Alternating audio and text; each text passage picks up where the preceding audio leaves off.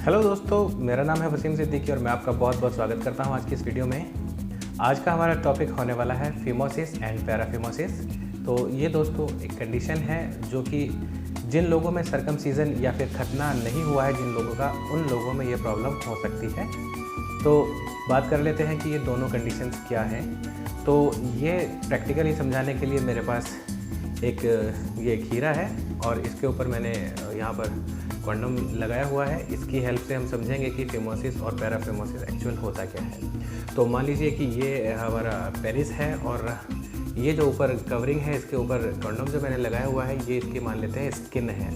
तो फिमोसिस की जो प्रॉब्लम है, ये होता क्या है एक्चुअली कि ये जो हमारे टिप है पेनिस का, ये तो मान लीजिए कि ये पेनिस का टिप है, तो यहाँ पर ये ओपनिंग है जहाँ से आप यूरिन करते हैं।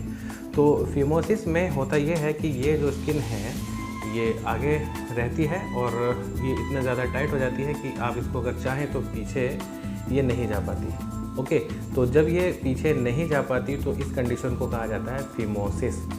तो फिमोसिस होता क्या किन लोगों में है? तो ये होता है बेसिकली बच्चों में, छोटे बच्चों में होता है ये कि जब उनकी स्किन के अंदर इलास्टिसिटी तो होती है लेकिन उनका जो पेनिस है उसके अंदर इरेक्शन नहीं होता, और जब इरेक्शन नहीं होता तो उसकी वजह से ये जो है ना स्किन इनकी टाइटली इसको क्लोज करके रखती है। और जैसे जैसे वो बच्चे बड़े होते हैं तो उनके पेनिस में जैसे प्रॉपर इरेक्शन आना शुरू होता है और वेनाइल टिश्यू की ग्रोथ होती है, वैसे वैसे ये स्किन पीछे जाना शुरू हो जाती है। इसके बाद दूसरी कंडीशन है पैराफिमोसिस। तो पैराफिमोसिस में होता ये है कि स्किन जो है ये पीछे तो चली गई है लेकिन ये आगे यहाँ से नहीं आ पाती, तो यहीं पर आकर ये टाइट हो जाती है। तो इस कंडीशन को कहा जाता है पैराफिमोसिस। अब इन दोनों में से खतरनाक कंडीशन कौन सी हो सकती है, ज़रा ये सोचने की बात है। तो अगर मैं कंडीशन की बात करूं खतरनाक की, तो वो ये कंडीशन है पैराफिमोसिस। यहाँ पर ये कंडीशन ज़्यादा खतरनाक है और ये एक इमरजेंसी होती है, क्योंकि जब यहाँ पर स्किन टाइट हो जाती है तो इस पार्ट का ग्लैंड्स पेनिस का जो ब्लड सर्कुलेशन है वो रुक जाता है और रुकने के बाद यहाँ पर स्वेलिंग आनी शुरू हो जाती है। तो ये इमरजेंसी में ट्रीट करना होता है। इसको फोर्सफुली या तो आगे लाया जाता है मेडिकेशंस के थ्रू, या फिर यहाँ पर पेशेंट का सर्कमसीजन भी करना पड़ सकता है।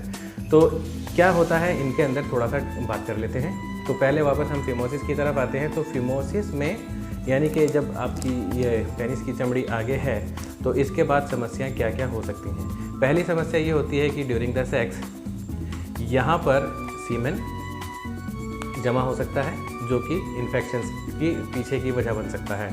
इसके अलावा हमारा जो ग्लैंड्स पेनिस होता है, यहाँ पर कुछ सीक्रेशंस होते रहते हैं। फिमोसिस के केस में जब ये स्किन यहाँ पर इसको ऐसे क्लोज करके रखती है तो इस केस में वो सीक्रेशंस अंदर ही जमा होते रहते हैं, जिसकी वजह से भी पेशेंट को इन्फेक्शंस का खतरा बढ़ जाता है। अब दोनों ही कंडीशंस की अगर आप ट्रीटमेंट की बात करें तो यहाँ पर बहुत सारे लोगों में सजेस्ट किया जाता है कि उनका सर्कमसीजन यानी कि खतना कर दी जाती है। अब ये सर्कमसीजन कौन कर सकता है? तो इसको जनरल सर्जन कर सकता है, प्लास्टिक सर्जन कर सकता है, यूरोलॉजिस्ट भी कर सकता है।